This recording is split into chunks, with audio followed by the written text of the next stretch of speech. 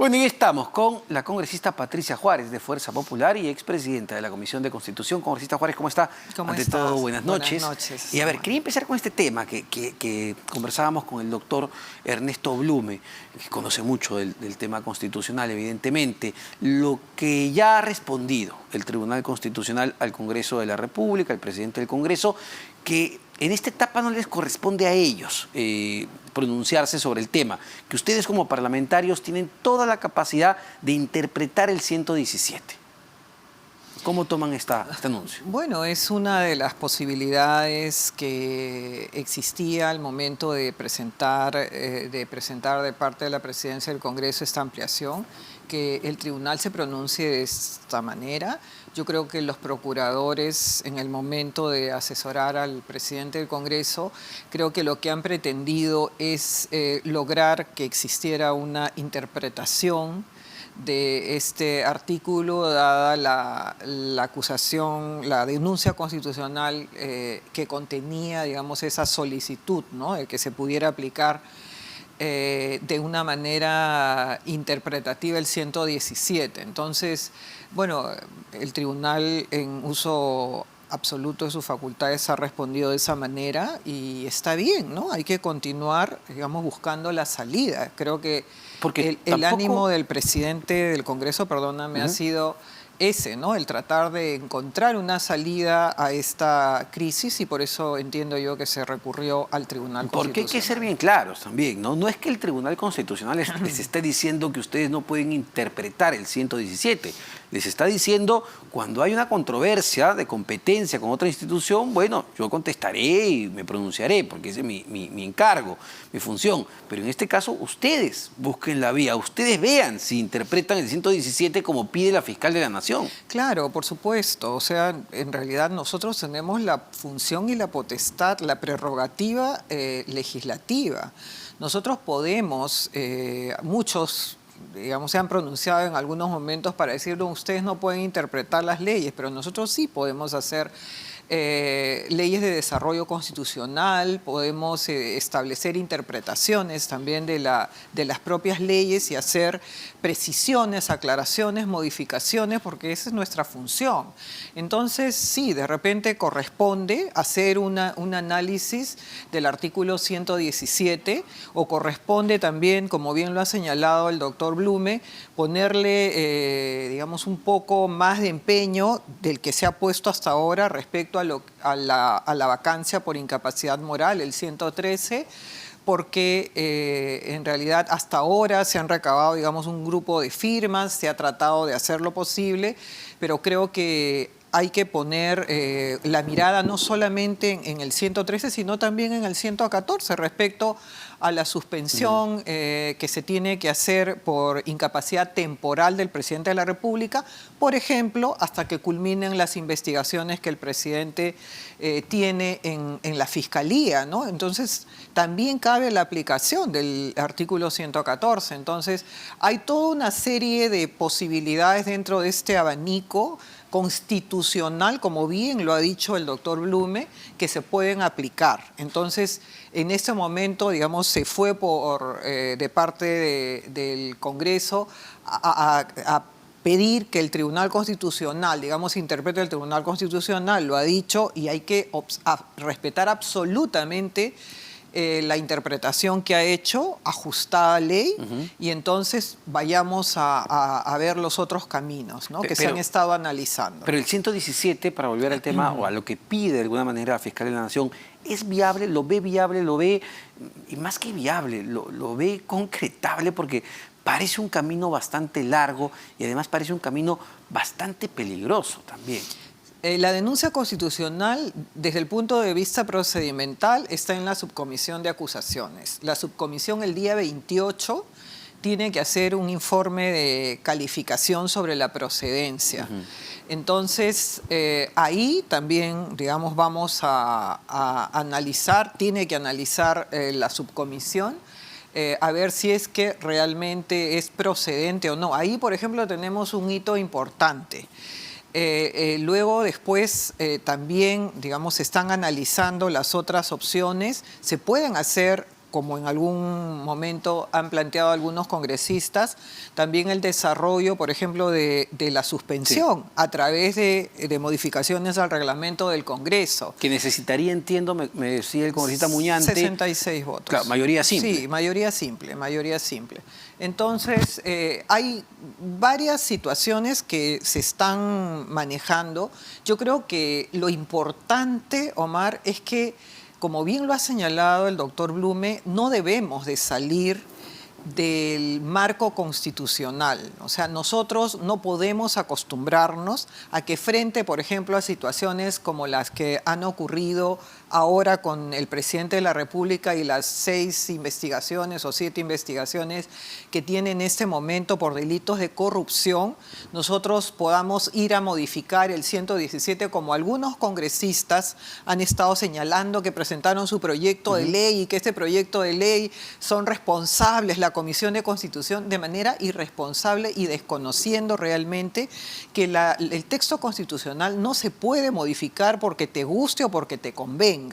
El texto constitucional tiene que respetarse y encontrarse la salida que corresponda. Tampoco podemos decir que está, digamos, escrita en piedra y que no podemos modificarla. Claro que podemos modificarla, pero previo el estudio y el análisis que corresponda y nunca dirigida a casos en particular, ¿no? Entonces, ¿hay que encontrar la salida? Claro que sí. Esta crisis, lo que ha pasado con el ministro de Salud sí, claro, ahora es simplemente uno de los pequeños, digamos, un átomo de lo que viene ocurriendo en todo el Estado, producto de que obviamente todos quienes están en el Estado ven que desde la cabeza existe una situación comprometida con la corrupción. Entonces todos dicen, bueno, todos podemos hacer lo nuestro a todo nivel, o sea, desde el ministro, desde el presidente de la República hasta el último funcionario del Estado, porque todo es corrupto, entonces no hay problema con eso, cada uno está viendo cómo hace su negociado. Entonces esto es una desintegración del Estado que no debe permitirse ya más. ¿Y no cree, congresista Juárez, que no suman tampoco los votos para la vacancia presidencial?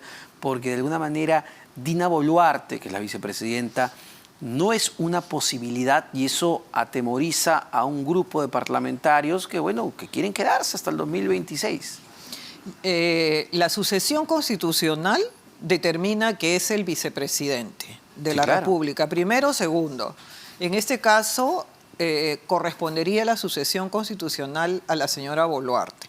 Es cierto que ella tiene también una acusación constitucional. A eso me refiero. Que es consistente, digamos, desde el punto de vista de la forma como se ha presentado, en cuanto a las pruebas. Por ejemplo, el exalcalde de Lima, el día que ha estado ahí, ha señalado que efectivamente la señora Boluarte ha no solamente firmado documentos, sino que también ha realizado llamadas, como él lo ha manifestado, claro, a su celular para hablar por el Club Apurímac. Me queda clara la denuncia, incluso que parte no del Congreso, que parte de la Contraloría General de la República, y hay mucho que explicar ahí. Pero lo que yo le digo que parte de esta resistencia a vacar al presidente Castillo, que se le acusa por cosas muchísimo más graves, tiene que ver con el hecho de que gran parte del Congreso que apoya al presidente dice, oye, ellos quieren vacar, ustedes quieren vacar al presidente, quieren cortarle la cabeza a Dina Boluarte para ellos tomar el poder. Bueno, la verdad es que el discurso de los señores que siempre se han opuesto a firmar la vacancia y siempre se han opuesto a cualquier medida de control político, siempre ha sido esa victimización, ¿no? Primero se trata de un presidente campesino, un maestro rural, es una persona que no habla como nosotros, no viste como nosotros, entonces en consecuencia por eso lo quieren vacar. Lo que ha ocurrido, por ejemplo, ahora con la activación de la Carta Democrática es un hecho gravísimo también respecto a la política exterior y a cómo Torre Tagle siempre ha sido realmente un modelo y de cómo se está utilizando ahora en defensa del presidente de la República. Hay una serie, digamos, de acciones que se estarían llevando a cabo y que, claro, algunos en este momento congresistas, y los hemos escuchado de parte del oficialismo, que han señalado que ellos se oponen tenazmente a la vacancia, pero también hemos escuchado a algunos que han señalado que, bueno, pues ya que las cosas están así en este momento, no se opondrían siempre y cuando esté la señora Boluarte. Entonces, no es que esté absolutamente cerrada la posibilidad de parte digamos, por ejemplo, de Perú Libre.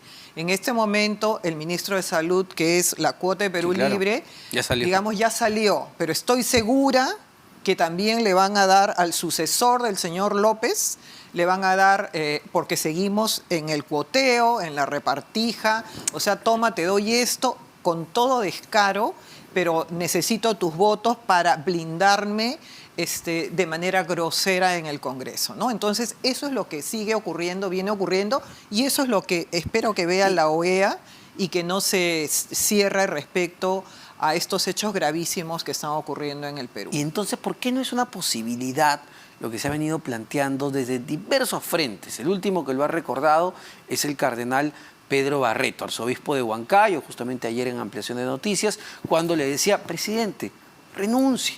Congreso, vamos por el adelanto de elecciones, dada la crisis en la que nos encontramos y tenemos un país paralizado.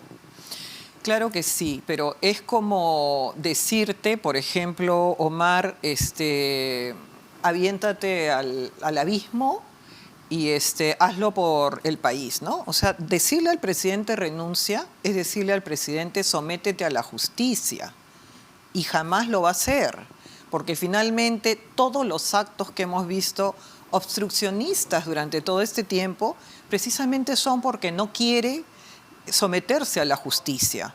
En consecuencia, la renuncia es algo que no está en el lenguaje, no está en las decisiones o en la actitud del presidente de la República, que efectivamente a muchos, escuchaba al doctor Blume, lo que significa el ejercicio de un cargo tan honorable como el ser presidente de la República.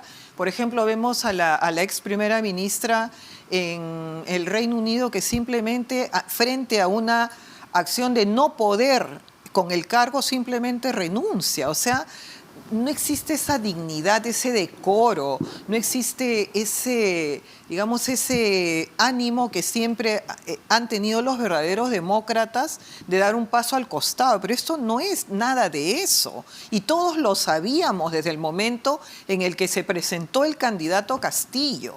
O sea, que mucha gente diga en este momento, renuncio, ponte de costado, si sabían perfectamente lo que venía. O sea, ni siquiera tenía el beneficio de la duda. Sabían que venía con Cerrón, sabían que venía toda una cantidad de personas que venían simplemente a aprovecharse de esto.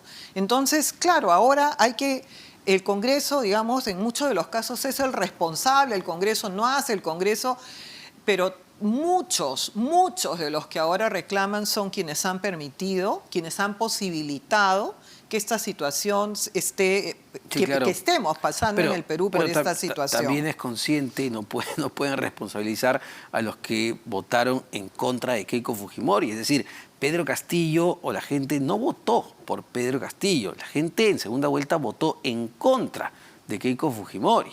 Bueno, qué lamentable, porque las personas que votaron en contra de Keiko Fujimori han llevado al país a la situación en la que estamos ahora. Obviamente esta situación ya pasó, nos corresponde a nosotros como responsables del Congreso de la República de tomar las decisiones y de hacer, digamos, todo lo necesario para que se dé una situación como la que finalmente están esperando la gran mayoría de peruanos. Vemos cómo están las encuestas, vemos el rechazo que ocasiona el señor Castillo, vemos que ni las Fuerzas Armadas lo respetan, porque hemos visto en las últimas reuniones la diferencia que se da entre ver desfilar al señor Castillo y otros funcionarios del Estado.